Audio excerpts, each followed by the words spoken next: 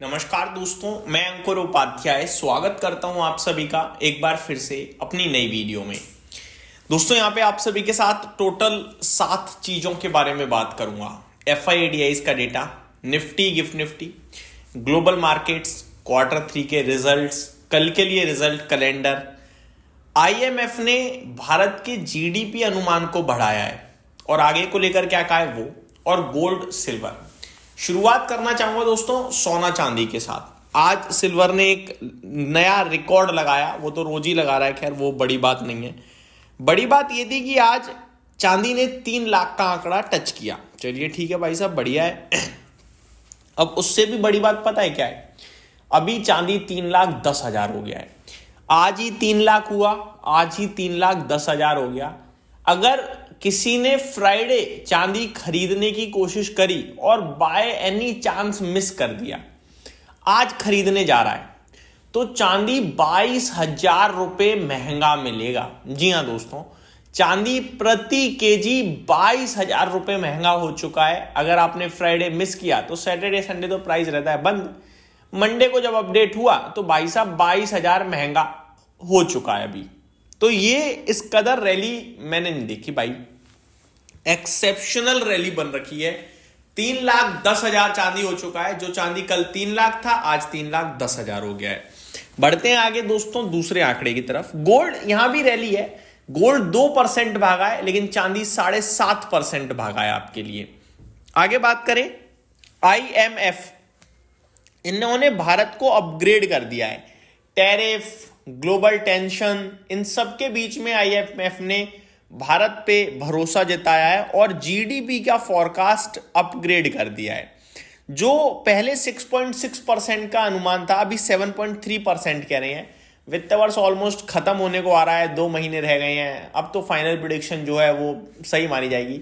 तो जो शुरुआत में ये सोच रहे थे कि इंडिया 6.6% ग्रो करेगा, वो गलत निकले। 7.3% ग्रो कर सकता है। अब ये कह रहे हैं ऑलमोस्ट, अब ये फाइनली मान लीजिए, क्योंकि ऑलमोस्ट नियर एंड है फाइनेंशियल ईयर। आगे, the reports projects global growth to remain resilient at 3.3% in calendar year 2026 and 3.2% in 2027, largely same as the 3.3% estimated for 2025। तो इस कैलेंडर ईयर में 3.3% ग्लोबल ग्रोथ देखने को मिल सकती है। वहीं भारत की बात करें तो 26 के लिए 7.3% कर दिया है, 6.6 से बढ़ाकर। बाकी आगे को लेकर भी इन्होंने अपने टारगेट प्राइसेस इंक्रीज करे हैं जो कि अपने आप में पॉजिटिव है। मैं आपके साथ शेयर करना चाहूंगा, is just marginally slower then 7.4%। Government की बात करें तो वो 7.4% कह रही है, IMF 7.3 कह रहा है। देखते हैं कौन सा ही निकलता है एट द एंड, देखने वाली बात ये भी होगी। तो मेरे हिसाब से तो ये पॉजिटिव ही है, क्योंकि अगर आपके लिए सब कुछ दिख रहा है, टैरिफ वैरिफ फलाना ठिकाना, और उसके बाद आप 7.3% की ग्रोथ देख रहे हो, तो फिर मेरे को लगता है वो फुल्ली पॉजिटिव ही माना जाना चाहिए। अब आ जाते हैं रिजल्ट्स के ऊपर।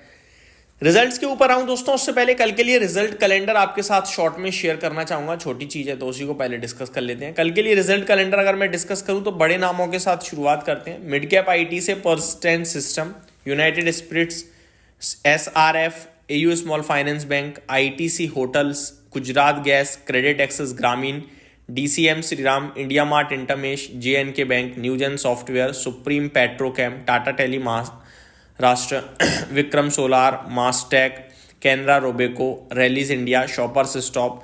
बड़ी लंबी लिस्ट है दोस्तों जिनके कल नंबर्स आते हुए दिखेंगे। आगे पढ़ें तो निफ्टी, FIDIs डेटा, फिर रिजल्ट स्पेसिफिक बात करेंगे। निफ्टी की बात करें दोस्तों तो आज एट द एंड थोड़ी रिकवरी दिखी, वो पॉजिटिव था। रिकवरी आई थी करीब 25,640 तक।